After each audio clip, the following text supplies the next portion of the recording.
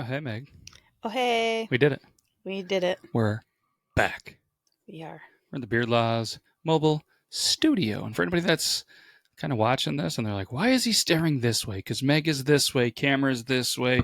You can see probably the laptop over here. So we're in the mobile studio. And if you're looking for a professional sounding podcast where you hear nothing in the background, well, it's probably not this one. We are camping in a pretty cool location called Point Peninsula. So if you hear some kids, you hear some dogs barking, you hear Mother Nature, it is what it is. We did promise it last week that the one and only Pat was going to make an appearance, but turns out he got busy. Very busy. Very busy. When you got a house full of people and a house full of pickup and a very potentially big storm hitting the next day, you got things to do amongst having animals. Lots of animals. Yes, lots of animals. And let's be honest, I think he was a little intimidated, potentially, because he didn't quite know a lot of the stuff that we're going to talk about, and I think he wanted to know a lot of the things. So hopefully, if you're listening, Pat, thank you for having us. And more importantly, not more importantly than you, Pat, let's be honest, not much more important, but Happy Memorial Day. All right, it's very serious. Happy Memorial Day. You know, it's more than your barbecues and your day off of work, and we're not going to get into all that stuff of being a history/true crime podcast. It's cool to cherish history. There's a potential you might hear donkeys. You might hear some donkeys as well. Or you might hear about Meg. Feeding time. So. Ooh, or you might hear Meg call me a jackass. But cheers to you, Meg. And cheers to everybody listening. Happy Memorial Day. Let's do the thing. Again, this is we were sitting here. Well, not here. I was sitting over there, which you can't see here. And I said, you know what? Let's do some cool things on Point Peninsula because, to be honest, I wanted to know about it. And I feel like not only did you want to know about it, I think, Pat, maybe some people around Point Peninsula are going to potentially learn some things. And I thought it was really cool that while I was doing some research, a lot of the stuff, even on Lyme, like Town of Lyme or whatever it is, which I will share the source for that because I did see some stuff, they didn't have a lot of some facts that for whatever reason they didn't include. So I'm excited to share this one as well. But I feel like we should probably do the intro. So Meg, as always, you're not going to say no, are you? Hit it. Oh, wait. Did you say hit it? I did. I hit it.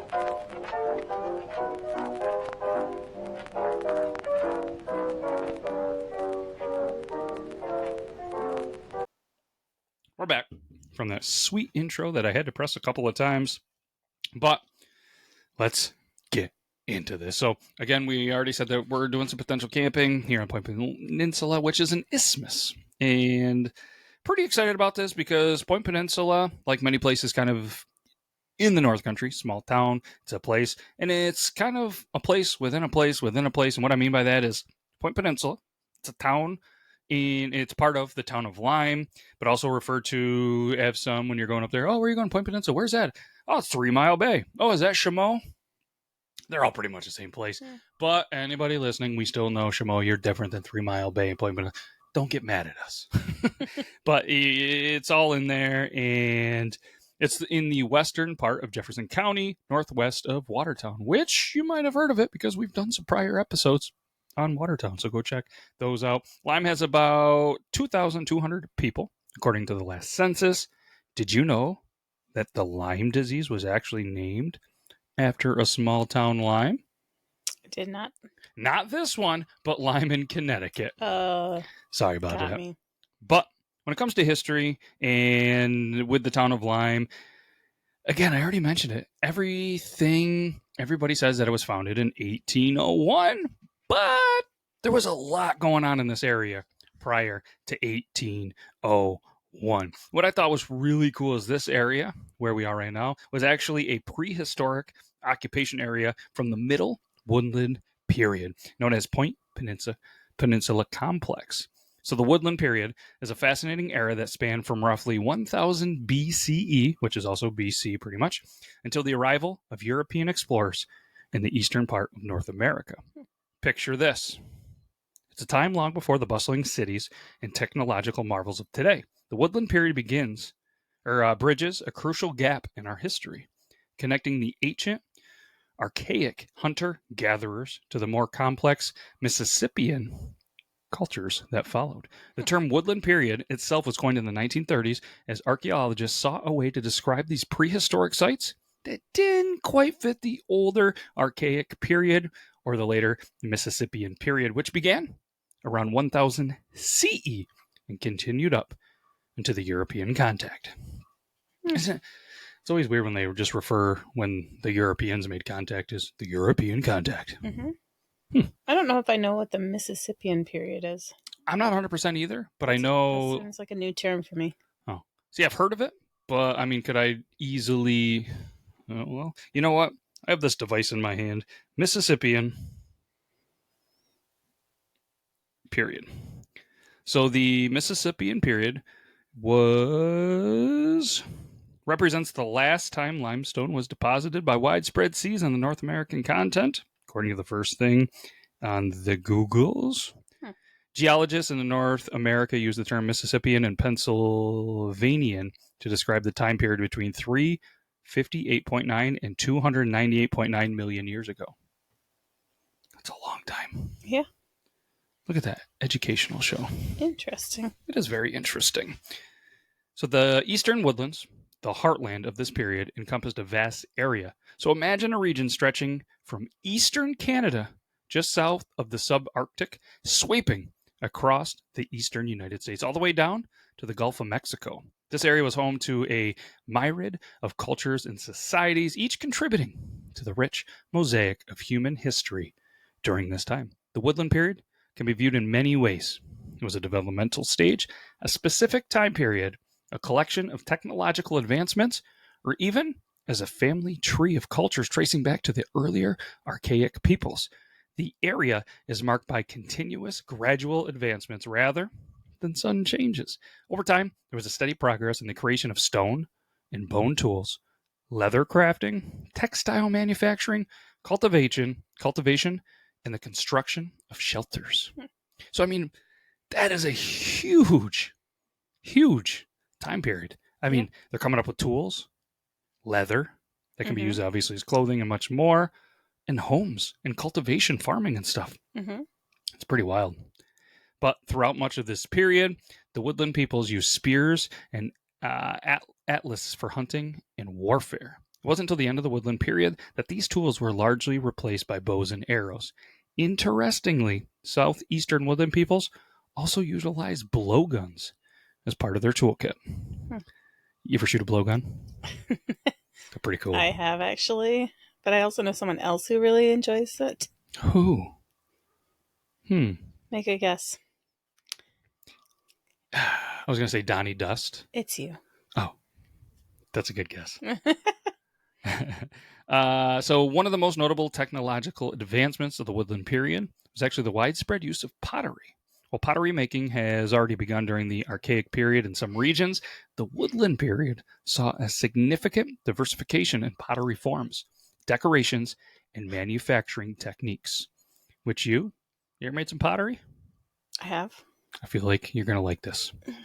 So obviously, this is a kind of a cool segue, and in the research that I did, this actually led me to a pretty cool piece of history called the Point Peninsula Complex. And the Point Peninsula Complex was a what, Meg? An indigenous culture. I have a very hard time saying that word. Indigenous. I'm gonna just get that. did it. I know. I did hear you say it first. That thrived, which is now Ontario and New York, from around 600 BCE to 700 CE during the Middle Woodland Period. The Point Peninsula, say that 5 times fast. I can't even say it once. The Point Peninsula people, this should be a band name, introduced a distinctive style of ceramics to Canada around 600 BCE. This new pottery style spread southward, reaching parts of New England by around 200 BCE. Between 300 BCE and 1 CE, Point Peninsula pottery began appearing in Maine and throughout the entire maritime peninsula. Unlike the earlier, thicker pottery, types as Vinet 1 and Adena Thick, Point Peninsula ceramics, also known as Vinet 2, showcased a technological leap. These new ceramics were thinner, better fired, and included finer grit temper, representing a significant advancement in pottery making. What do you think about that? It's pretty cool. Isn't it? Part of the point. And I showed you the map, I believe, yesterday, right? Yeah. And it was a pretty big area, and it almost kind of ended almost in the point style area, and then kind of went across the lake and some stuff like that. It was But a pretty big area. very, very big, all the way. Like, can you connect the picture? Like, yeah. If you guys remind me, I'll throw it in the posts that I do for this episode on yourtown.com. And then you can maybe head over to beardlawstudio.com and it'll link it there as well.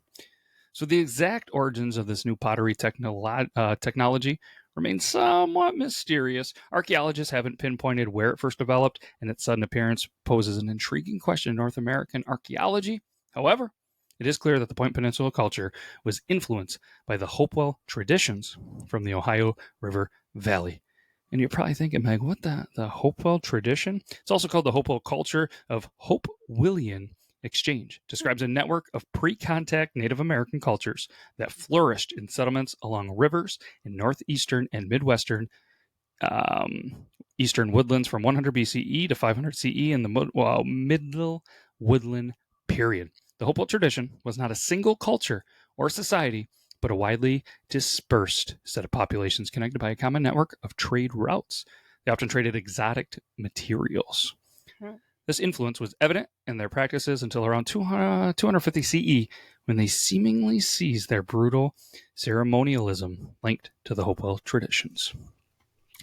So to sum it up, it was just a whole bunch of different cultures that just traded. And I mean, what a wild time that would have been, right? Yeah. Especially when you have such a very important, I mean, where Point Peninsula is, if you haven't paused it and potentially looked at a map, I mean, we've kind of told you, but there's Lake Ontario, St. Lawrence River, all sorts of little places to, do some traveling. So, archaeologists believe that these indicated presence of Clemson Island people spreading northward and intermingling with the Point Peninsula Complex through the years of 1300. Warfare was prevalent for the Owasco, which have linked to this area as well, as shown in archaeology. The people built fortified villages, but many died violently.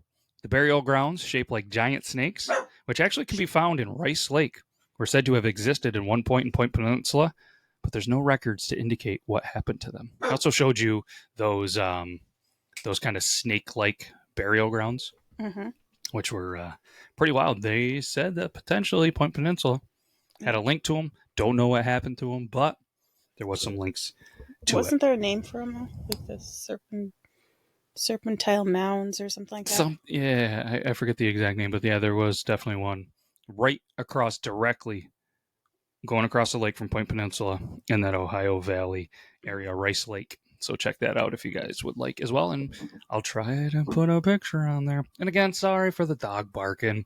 It's life. He's just trying to make his debut. He's a little toasty. Right, Vern? Yeah, he's a studio dog. All right, Point Peninsula was influenced heavily, like a lot of places up here, by the French. In the 17th and 18th centuries, French explorers and traders were among the first Europeans to explore the St. Lawrence River and the Great Lakes region. The strategic location of the Isthmus Point, where Lake Ontario narrows into the St. Lawrence River, made an important landmark for navigation and trade. Trade and navigation is huge, and especially towns like Point Peninsula and their history. So again, we mentioned earlier that everything that we've read on the internet easily says this place was founded in 1801. We finally made it to that point. I mean, we're 13 minutes in. There was a lot of things to cover before we got to the 1800s. So there we are, 1800s. It didn't go well, Megh. In 1801, the region known today as Old Town Springs off the Chameau River, settlers settled. This location, though, would prove to be an unhealthy choice, and due to the large expanse of low-lying land epidemics, such as typhoid, malaria, and diphtheria. Yeah, that too. Those all broke out, and it wasn't good. It killed so many of the settlers that the original settlement would actually have to be abandoned in favor of a location near the mouth of the Chameau River in 1803. 2 straight years. Just nothing but disease and death. The village would be named Chameau in honor of the French estates of J. Leray de Chameau. Pretty sure I nailed it. James Leray had acquired 350,000 acres of land in northern New York as a payment for assisting the fledgling United States during the American Revolution. Today, though, not only is Chameau, but Cape Vincent, Teresa, and the town of Leray all bear the family name in one form or another. After 1803, other settlements within the town would rapidly follow. Point Salubrious? Salubrious. That's exactly what I said. Thank you for helping me out there. A word Sounded perfect. that actually means healthful, thus named in the hopes that this area would be free from sickness that had plagued the other settlements. It actually was first settled in all the research. They couldn't decide apparently if it was 1806 or 1807. So we're going to say 1806 and a half. Point Peninsula's earliest settlers appeared to be circa 1808. 3 Mile Point and the 3 Mile Bay settlement dates are right around 1816 and 1818. All these areas were developed strategically on water routes. These water routes provided the most reliable means of transport available, making them crucial for both the influx of new settlers and the export of locally produced goods.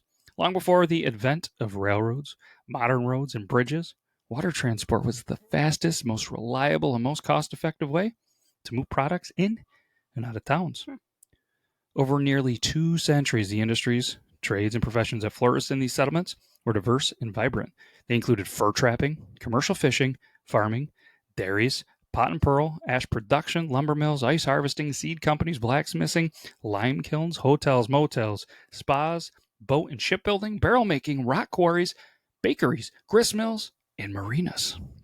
While many of these industries have faded away, some do continue to thrive even today. I mean, look at Clayton, Bay, for example. They thrive off tourism on the water pretty much from Memorial Day to Labor Day. With the good comes the bad, Meg. Uh-oh. Wars. They do. Dun. There it is. I was wondering when you were going to sneak that in. It's hard for this. You didn't sneak it in last episode. Didn't? You didn't? I had so many messages being like, Meg didn't do the dun dun dun. Sorry. It's okay. You got to do 2 this episode. I'll try. But obviously, wars, they happen. And when these wars break out, having the water and the water routes become very, very valuable. So during the War of 1812, you ever heard of it? I have. There was a significant conflict between the United States and its allies against the United Kingdom in North America. The war officially began on June 18th, 1812, when the United States declared war on Britain. Despite the signing of the Treaty of Ghent in December 1814, which outlined the peace terms, the conflict didn't officially end until the treaty was ratified by the United States Congress on February 17th, 1815. We could probably do a whole episode just on the War of 1812, but we're here to talk about the War of 1812 in the Point Peninsula area. Mm-hmm. During the War of 1812, the inhabitants built a fort, but tore it down after visiting British officials assured them no harm would come if they removed the fort. That seems like a bad idea, right? Sounds like a trick. Hey, we're the British. Take down that fort. I promise nothing will happen. You falling for it? No. But this area saw various military activities, including troop movements and skirmishes. Its strategic position on the St. Lawrence River was crucial for controlling access between the Great Lakes and the Atlantic Ocean. One notable event in the region was the British raid on Sacketts Harbor in 1813. Sacketts Harbor is right on the other side of the water from Point Peninsula. There had to be battles and stuff that happened at Point Peninsula if it's going down at Sacketts Harbor, right? I mean, it had to be. But what's crazy to me, you didn't hear a lot of stuff that did, and you know it had to. But either way, the Sacketts Harbor, which we just talked about, was a crucial shipbuilding site for the U.S. Navy. The British sought to disrupt American naval capabilities by attacking this key location. While the raid caused significant damage, the Americans were able to fend off the British and continue their shipbuilding efforts, which were crucial for maintaining control over Lake Ontario. I also found that there were some notable residents in the area. Point Peninsula residents Ira Polly, also known as, Polly, and Chauncey Bugby, later known as Bugby, were active combatants in the Patriot War of 1837. The Patriot War was a conflict in which American sympathizers supported the Republic of Canada and Canadian independence. Among these supporters were Ira Polly and Chauncey Bugby, again from Point Peninsula. Both these men took active roles in the conflict, fighting for the cause of Canadian independence. However, their efforts actually led them to be captured, and they were sentenced to exile in Van Diemen's Land, Diamonds? which which is actually today Tasmania in Australia. Despite the hardships of exile, they actually just adapted to their new surroundings. And after their release, they said, hey, we kind of like Australia. We're going to stay here. They settled down, married, and built new lives, leaving behind a legacy with numerous descendants who actually still reside in Australia today. Isn't that crazy? That's great. I mean, where would you rather live, Australia or Point Peninsula? Year round. Probably Point Peninsula. Oh, you're going to go Point Peninsula? Less crazy things that can kill you like Australia. Yeah. A lot of crazy things. The spiders, the birds, we the don't bugs. have a lot of the, venomous insects. No, but we've seen a Snakes. lot of bunnies, a lot of spiders, some weird lights. A lot of birds. A lot of birds. Bird a lot is a of word. birds. Saw an eagle. We did see a bald eagle, although he had a lot of hair. Hmm. I don't know why they called it a bald eagle, but anyway. All right, what do you think? We should wrap this up? Yeah. Get back to see what the family's doing. I mean, we dove into some pretty deep stuff here in Point Peninsula. Did you learn some stuff? I did. I feel like I've learned some stuff too. Before we wrap this up, let's give some shout out to the sources. Obviously, Megh, Wikipedia. We love Wikipedia, right? And townoflyme.com. But if you actually read it, it's like town. It just looks weird. It's like I didn't put the spaces in. But it's like something about flying. Either way, it's tough to read. We got a quote. You want to do the quote? Sure. Let's do the thing. I mean, when the British burned down the White House in the War of 1812, did we plant a tree of remembrance in the ashes, or did we get busy rebuilding? By Brian K. How do you say that? Vaughn? You're asking me how to say a name? That's my kryptonite. Let's go with Vaughn. I think it's Vaughn. Bag on? Vaughn. Let's go Vaughn. Okay. Shout out Brian K. So from its early days as a vital hub for the what kind of people, Megh? Indigenous. What, the whole episode didn't mess it up one. In those cultures, to its strategic significance during the War of 1812, Point Peninsula has played a pivotal role in shaping the course of North American history. We've explored the lives of individuals like Ira and Chauncey, whose stories highlighted the resilience and courage of those who called the region home. Through the rise and falls of industries, the ebb and flow of conflicts, and the enduring spirit of its residents, Point Peninsula stands as a testament to the resilience of communities in the face of adversity. Pretty good, right? Mm-hmm. I got really deep on that one. Yeah, you did. I was just trying to impress Pat. Think it would have worked? I think so. I think so, too. Join us next time, obviously, as we jump into probably a true crime one. Want to do true crime probably next week? Sure. We'll probably do some true crime, but hey, who knows? But either way, happy Memorial Day. Hopefully everybody's safe. If you're traveling back, listening to us, we greatly appreciate it. And Pat, if you're listening to this, wish you could have been here. We'll do it again sometime. We'll be up here all summer, hopefully. And again, if you hear some dogs, some birds, some kids, it is life. We're live from the Beard Laws Mobile Studio. Go check out beardlawstudio.com, our friends copperjohns.com, and all the other amazing podcasts. Go check out those Windbag Whispers. They truly would love that. I was going to try to sneak one in while we were up here. Didn't work out. Got the Triple T podcast. Spoiler alert, tomorrow we're going to travel back in time to 1991. Check out the newly rebrand and Stay Out of My Fridge, the Body Wrong podcast, and everything else that's on there. That's all I got. You got anything else? Dun, dun, dun. Boom. I didn't know where to put it. I think that worked perfectly. Okay. All right. We're going to go finish our beverages. Hopefully you guys have a good rest of your Memorial Day. Cheers, everybody. Okay, bye. Goodbye.